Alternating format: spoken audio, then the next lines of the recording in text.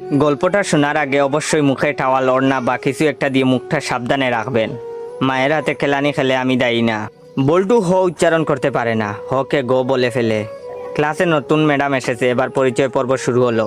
Madam বলল, high ছাত্রছাত্রীরা, আমি পাখি, এবার তোমাদের পরিচয় দাও দেখি। হাই আমি মন্টু, হাই আমি সেন্টু, এভাবে যে যার মতো পরিচয় দিল। এবার বল্টুর পালা। বল্টু বলল, গাই আমি বল্টু। ম্যাডাম বললেন, কি বললে হারামি? বল্টু বলল, গাই বললাম, আপনি আমাকে গাই বলেছেন, আমিও আপনাকে গাই বললাম। ম্যাডাম বললেন, কি তোর সাহস কি করে হলো আমাকে গাই বলতে? কে তোকে এসব বলতে বলেছে, বল আমাকে। বল্টু বলল, প্রধান শিক্ষক, তিনি বলেছেন ম্যাডাম এসে সবাইকে গাই বলবে, তোমরাও ম্যাডামকে গাই বলবে। বল্টুর কথা শুনে ম্যাডাম কাঁদা শুরু করলো। এমন সময় পাশের ঘর থেকে হেড স্যার আসলো। হেড স্যার আবার ক বলতে পারে না, ক কে প বলে ফেলে।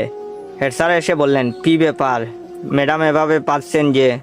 প্রথম দিনেই ম্যাডাম রে এভাবে